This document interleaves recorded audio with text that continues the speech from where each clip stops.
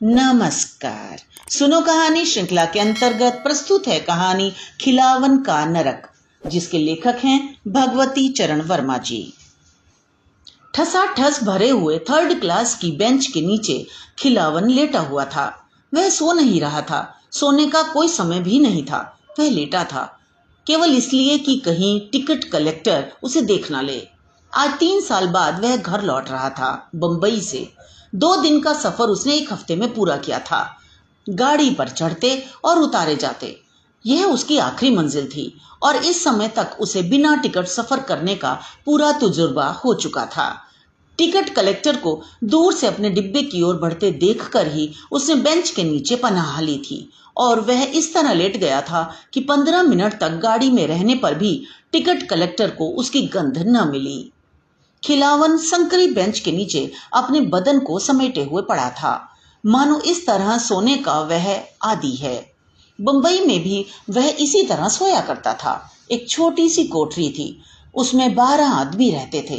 रात में जब लोग सोते थे तब उन लोगों में हर एक को सोने के लिए सिर्फ इतनी ही जगह मिलती थी जितनी खिलावन को बेंच के नीचे मिली थी। उस समय खिलावन सोच रहा था, आज 3 साल बाद वह देश लौट रहा है, और देश में उसकी माँ है, बाप है, छोटा भाई है और उसकी सुखिया है। 3 साल पहले जब वह परदेश कमाने चला था तब वह सुखिया कितनी रोई थी। 1 साल तो उसका विवाह हुए ही हुआ था। सुखिया को याद करते ही खिलावन मुस्कुरा पड़ा। खिलावन के आने से सुखिया कितनी सुखी होगी। किस तरह वह उसके घर में पहुंचते ही घूंघट की ओट से तिरछी नजरों से मुस्कुराते हुए देखेगी। और खिलावन को एक धक्का सा लगा। माँ बाप बीवी सभी समझेंगे कि खिलावन कमा कर लाया है। सभी उसकी तरफ किसी आशा से देखेंगे। फिर वह क्या कहेगा? पास में कपड़ा नहीं, लत्ता नहीं, पैसा नहीं। 2 महीने की हड़ताल में जो कुछ उसने बचाया था सब स्वाहा हो गया। मकान मालिक जेल भिजवा रहा था, कपड़ा लत्ता उसी कोठरी में छोड़कर अपनी जान बचाकर वह भागा था। आखिर वह घर में क्या कहेगा? और एक झटके के साथ गाड़ी रुकी। खिलावन का सिर बेंच के पाए से टकराया और उसने अपना सिर पकड़ लिया। उसी समय उसे दरवाजा खुलने की तथा बंद होने की आवाज सुनाई दी। चोर की तरह अब वह छिपने की जगह से बाहर आया। टिकट कलेक्टर चला गया था। खिड़की से मुंह निकालकर वह बाहर देखने लगा। एकाएक बाहर रेल के खलासी ने आवाज दी, बहादुरपुर, बहादुरपुर। और उसी समय गाड़ी ने सीटी दी।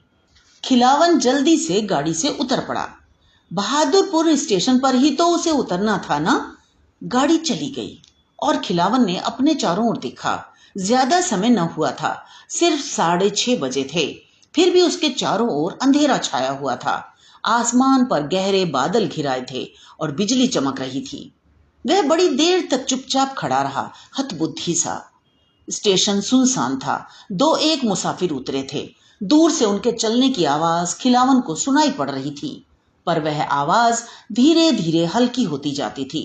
स्टेशन के खलासी ने स्टेशन वाला लोहे का फाटक बंद कर स्टेशन मास्टर को आवाज दी कि सब कुछ ठीक है। खिलावन की चेतना धीरे धीरे लौट आई। तार लांघकर अब वह सड़क पर आ गया था। रुककर उसने हिसाब लगाया, उसका गांव वहां से 1.5 कोस की दूरी पर है। फिर उसने आसमान की ओर देखा। बादल भरे हुए खड़े थे, किसी भी समय वे बरस सकते थे। खिलावन चल पड़ा अपने गांव की ओर, लेकिन जैसे उसके पांव घर की ओर उठते ही न थे। भरसक जोर लगाकर वह तेज चलने की कोशिश कर रहा था, पर उसके मन की शिथिलता उसके शरीर में व्याप्त हो गई थी। कितनी दूर खिलावन चलता रहा उसे इसका ज्ञान न था। वह उस समय विचार शून्य और भावना शून्य था। पर एकाएक वह चौंक पड़ा। एक बड़ी सी बूंद उस पर पड़ी और फिर दूसरी बूंद पड़ी, और देखते ही देखते मूसलाधार पानी गिरने लगा। खिलावन पेड़ के नीचे खड़ा हो गया। सामने करीब 2 फरलांग पर उसका गांव था, और पानी इस तरह बरस रहा था मानो प्रलय की वर्षा हो रही थी। देखते ही देखते पेड़ से भी पानी छन छन कर गिरने लगा।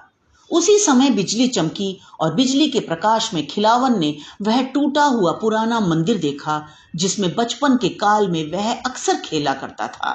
अब उसे पता लगा कि वह मंदिर से करीब 10 गज की दूरी पर ही है। तेजी से वह मंदिर में घुस गया। मंदिर में पहुंचकर उसने संतोष की गहरी सांस ली।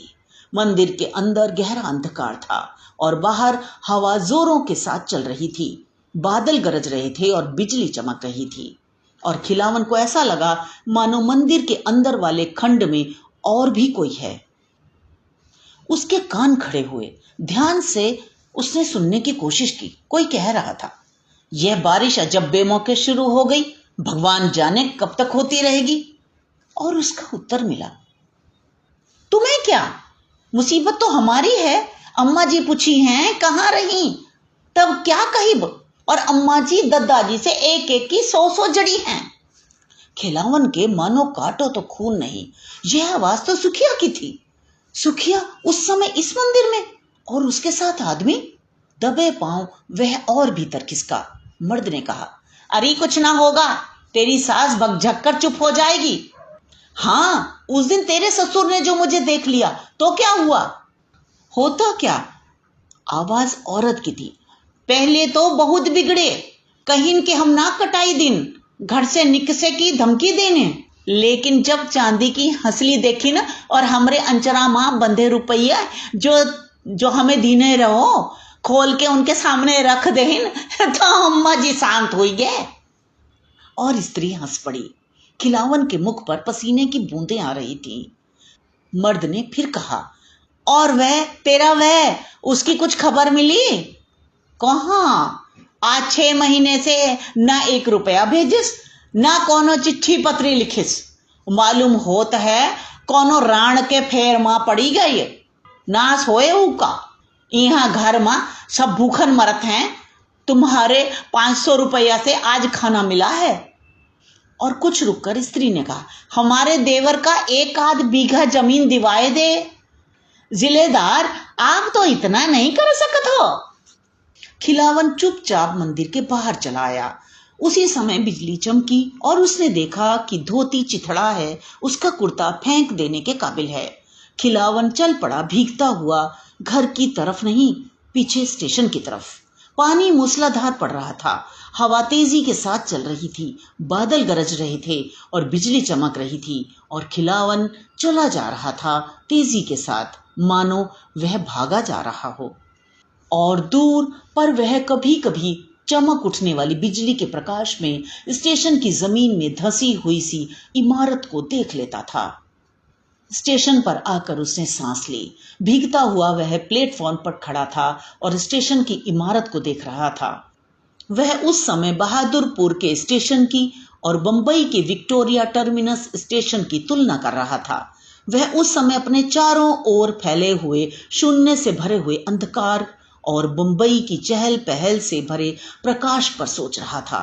और इस प्रकार वह गाड़ी की प्रतीक्षा कर रहा था, उस गाड़ी की जो उसे एक नरक से निकालकर दूसरे नरक में ले चले।